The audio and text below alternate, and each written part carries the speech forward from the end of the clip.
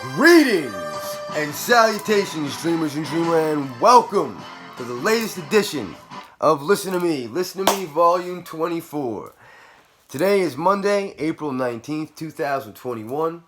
And, I want to go over our weekend recap. I want to go over what happened this past weekend in the sport of boxing, the great historical sport of boxing. And I want to begin going over the great historical sport of boxing and what happened this weekend. And I want to cover, first and foremost, an event that I did not waste a dime on. And that was the circus event between Jake Paul and Ben Askren. And the only reason I'm going to cover this is because it got a lot of coverage on ESPN, too much coverage. But I do want to cover the positive aspects of the event as well. Now, Jake Paul knocked out Ben Askren. He embarrassed him. Ben Askren, who's probably the worst striker in the history of MMA, from what I've been told and the limited footage I have seen. I'm not a big MMA guy. I'm not going to lie to you and tell you I am. But I have seen some before. And from what I've been told from other guys and from what I've heard, from, a lot of MMA guys, is that Ben Askren was not a great striker and, definitely didn't take the best punch. So Jake Paul, put that on display, knocked him out with the first real right hand he hit him with. That given, Jake Paul's got some power. I'd like to see him in there with a boxer. Just because you beat up a basketball player in Nate Robinson and you beat up a retired MMA guy who was pretty good, and, you beat up, another YouTuber, that doesn't make you a boxer. There's some talks of him maybe fighting Tommy Fury. I'd like to see that. Tommy Fury's 5-0, Jake Paul's 3-0. But I don't, and I heard Jake Paul call out Tommy Fury. I don't believe Jake Paul is necessarily ready for that. Tommy Fury, is a guy who's always trained as a boxer. He's not a YouTuber. Now, Jake Paul, what he did do was make $650,000 in one round. Somewhere in that nature. He made more than $650,000 to beat Ben Askren. And the reason being is because he's a social media guy. Because he's a YouTuber. Because he has a tremendous social media following. Because of that, he makes more money than most boxers that deserve way more. Now, professional boxing, okay? I'm a huge fan of the sweet science. I'm a huge fan of beauty and brutality. And I love the theater of the unexpected. And, the classic boxing fans, the real hardcore guys, and, I'm definitely a hardcore boxing fan. They don't always all love these circus events. I'm not a big fan of all of them. I like to see Mike Tyson and Roy Jones. I'm looking forward to Evander Holyfield and McBride coming up. I'm looking forward to that. I am. Definitely. That stuff is cool to see the legends come out, and then they put a decent undercard. I like that kind of stuff. I do. But, the YouTubers, I'm not so sure that I love all these circus events. But if Jake Paul can have a fight, he doesn't have to go above his pay grade. If he wants to have a fight with another boxer that, someone who was debuting as a professional or having their second or third or fourth professional fight such as he is, and he would basically be debuting against another boxer if he fought another boxer. If he fought a quote-unquote no-hoper that was a boxer and he got a win, that would be really impressive. It really would, because let me tell you something. These guys that some people call no-hopers, they're not really no-hopers. They would beat the average person's ass. That's a fact. But when they go out there, they're not expected, to necessarily win. Most of the time, some of these guys with upside-down records are out there to test a guy who you're bringing along. And there's nothing wrong with that. But at some point, your prospect has to be tested themselves against, another sharp piece of metal. An example of that was this past weekend in Vito Malnecki. Now, Vito Malnecki lost his fight, and he deserved to lose that fight, against his opponent, because his opponent outworked him and beat him up, and Malnecki was exposed.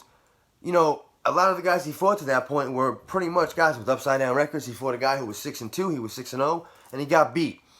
Back to the drawing board, I wish him luck, but, eventually what happens, no matter what, no matter who you are, you have to get tested against another real boxer, another, fighter who's, got the capability to beat you, got the capability to push you to your limit. And you're going to have to test yourself in that situation. And, Vito wasn't ready for that. Now, Jake Paul, is he ready for Tommy Fury? I don't think he's ready for that. But he is ready to face a boxer. Not an MMA guy, not a basketball player named Nate Robinson, but a boxer. I'd like to see that, to be honest with you. The guy looks like he has some power. I don't know if he has the discipline, necessarily to, fight another guy at cruiserweight, at 200 pounds, make weight and beat them. But he's definitely a guy who's got some power, who, maybe he can do something. Let's see, I don't know. But moving on from that, to touch on the PBC card, Tony Harrison and Brian Perella. Now, I picked Tony Harrison to win a decision. The fight went the distance. Bryant Perella and Tony Harrison fought to a split draw. Now, I called the split draw before the judges read their decisions. After the 12th round was complete, I personally felt Bryant Perella was definitely just a little bit sharper and a little bit better than Tony Harrison that night. Maybe it was 6 rounds apiece. Maybe it was a draw. But I really felt that, Bryant Perella definitely did enough not to lose that fight. And I felt he did enough to win. And I'm not the only one. My opinion is not the end-all, be-all, but I'm not the only one that felt that way. One of the judges felt Bryant Perella won. One of the judges felt Tony Harrison won. And one of the judges felt it was a draw. Now, I'm not saying it was a robbery, but I knew Tony Harrison, if the fight was going to be close, was not going to lose that fight. Reason being, they want to line him up over there for a possible fight with Charlo in the future. Again, his last fight was 16 months ago to Charlo. And, they wanted to tune him up and get him, I believe, line him up to be an opponent in the future for Charlo. Charlo is going to fight Castaño in the unification for the undisputed 154-pound title in July on Showtime. They announced it. I'm super excited for that fight. It's going to be great because at the end of that fight, as long as it's not a draw, at the end of that fight, we're going to have an undisputed junior middleweight champion of the world, a 154-pound champion of the world, undisputed, and that is tremendous. However, that belt is going to remain on PBC Island, and everybody knows that the PBC likes to operate under an island policy, and at 154 pounds, they really have a corner on the market. Okay? Let's go over who they have quickly. Jarrett Hurd, he does business over there. Laura, he does business over there. We've got J-Rock Julian Williams, he does business over there. You've got Jason Rosario, former unified champion, who beat J-Rock, who lost to Charlo. He's over there.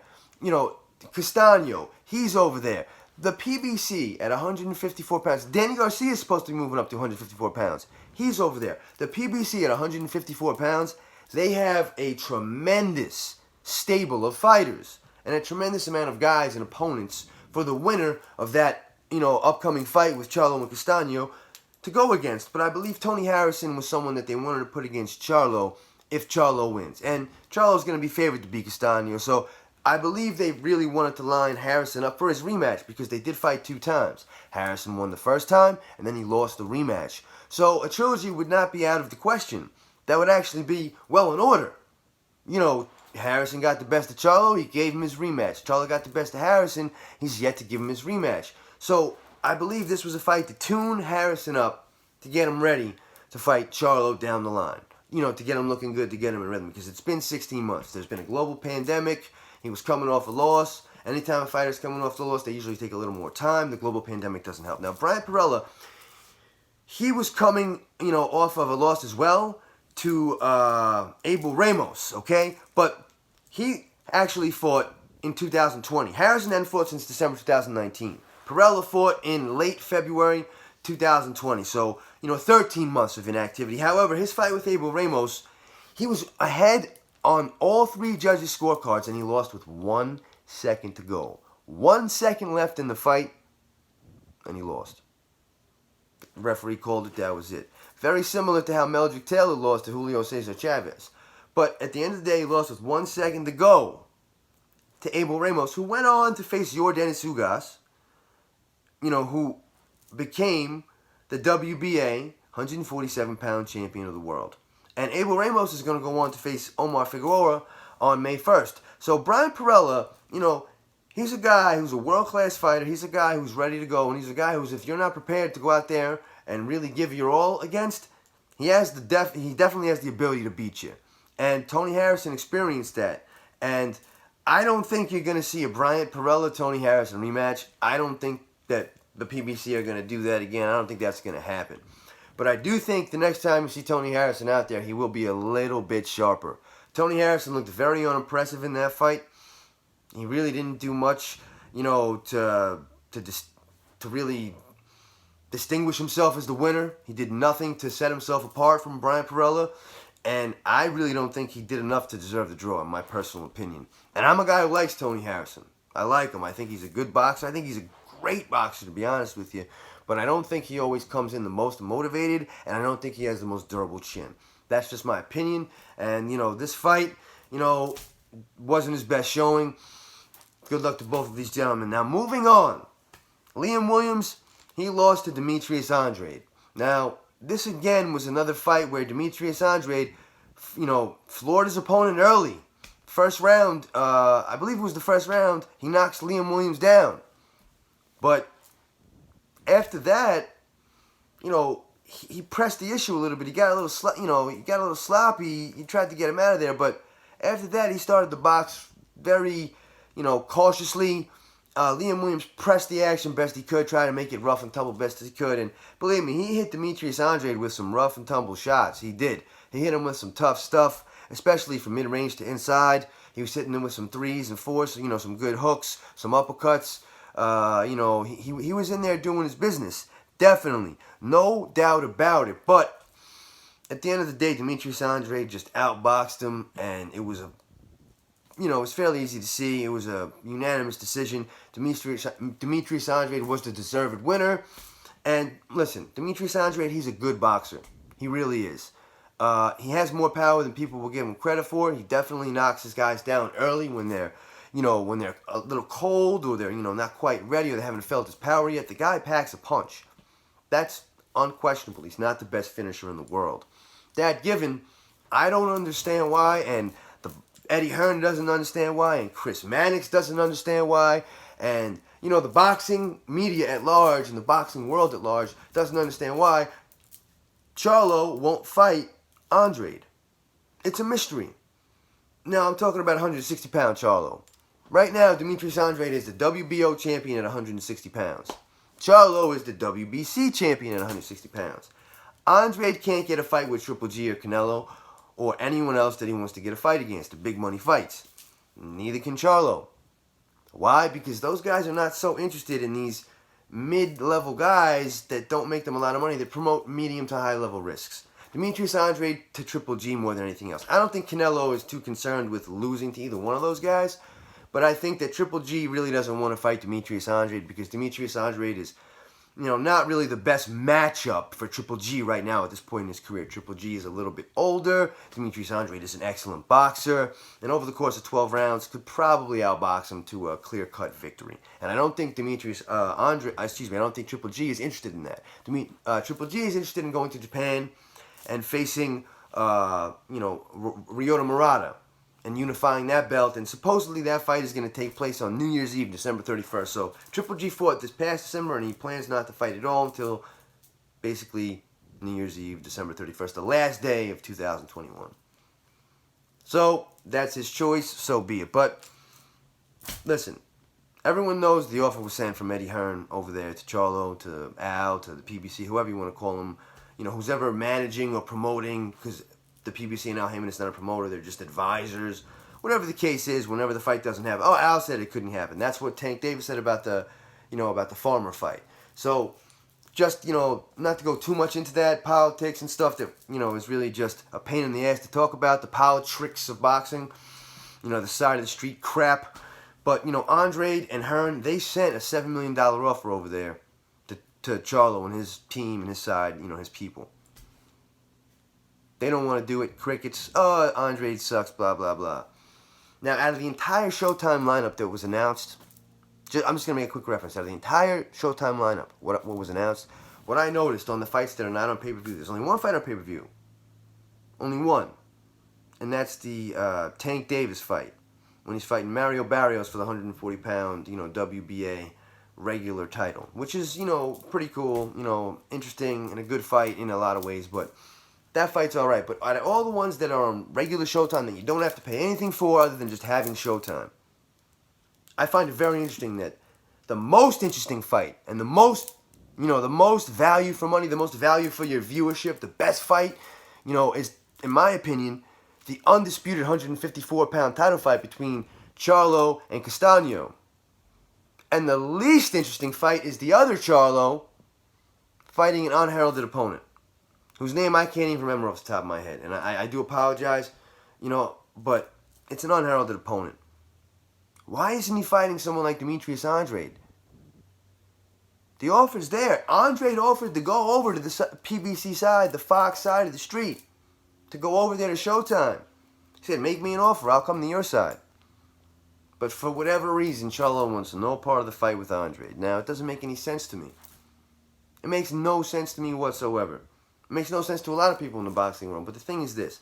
If Andrade and Charlo fought, the winner of that fight would have himself lined up. Would have himself lined up for a bigger fight. Whether it's at 168 pounds to go after Canelo. Whether it's against Triple G at 160 pounds. Because if Triple G's plans, okay, are to unify with Ryota Murata in Japan on December 31st, wouldn't you want to unify with the other guy who's a champion at your weight at 160 pounds? So then you have two unified champions. And so then if you can throw, shade, or you can throw a call out, or you can try to get that fight with the other guy, whether it was Andrade or Charlo that comes out, and, I'm going to assume, let's say Triple G beats Murata, because that's the money fight. Either one of those two guys with those two belts would be able to throw as many insults or as many, offers or as much, call-outs as possible to get that guy in the ring, and it would be for the undisputed middleweight championship of the world. Now, Triple G, this means something to him because, let's face it, in the first Triple G versus Canelo fight, that was supposed to be for all four titles at 160 pounds, all four major sanctioning body titles. The WBO, WBC, WBA, IBF. Now, we didn't get a winner of that fight. It was a draw. It was a draw. And I felt, as a lot of people felt, Triple G did enough to win. Whether it was winning 7 rounds or 8 rounds, he did enough to win that fight. In a lot of people's opinions. And he did not get the undisputed middleweight championship of the world. And since thereafter, he's been on a struggle. In the second fight to Canelo, he lost. He was not awarded a decision in a very close fight. Canelo won that fight. So he's had to rebound, come back. He's won a title. He's looking to unify. In my opinion, Triple G would still love to be an undisputed middleweight champion of the world, and he would actually hold that chip, hold that feather in his cap over Canelo Alvarez. As the middleweight, as the undisputed middleweight champion of the world. Now, we all know Canelo's looking to unify and hopes to become the undisputed super middleweight champion at 168 pounds. Now, wouldn't it be something? Wouldn't it be something if Charlo and Andrade fought, and the winner of that fight fought Triple G, if he beat Murata, and then he was the undisputed middleweight champion of the world, and Canelo Alvarez beats Billy Joe Saunders next month, let's say, can somehow get that fight with, Caleb Plant, who's on PBC Island, so we all know that's going to be a task. But let's say he gets that fight, he wins, and he's the undisputed 168-pound champion. What would be more appropriate? What would be more fitting? What would be greater than having the undisputed middleweight champion of the world challenge the undisputed 168-pound super middleweight champion of the world, Triple G and Canelo, in their third fight? And at that point, how old would Triple G be? I'm talking, this would have to be 18 months from now. Because we all know Triple G doesn't fight very much, and, Canelo's going to have to beat Saunders and then beat, Plant after that. So, and I don't know if he's going to have to satisfy a mandatory in there or whatnot, or whatever's going to happen.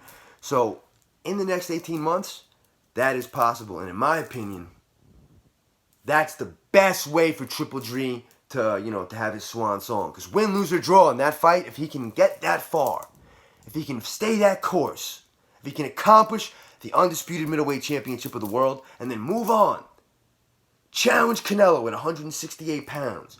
Both of those guys, the undisputed middleweight champion of the world, the undisputed super middleweight champion of the world. And the third Triple G versus Canelo fight, which doesn't need any championships to be a mega fight if and of itself.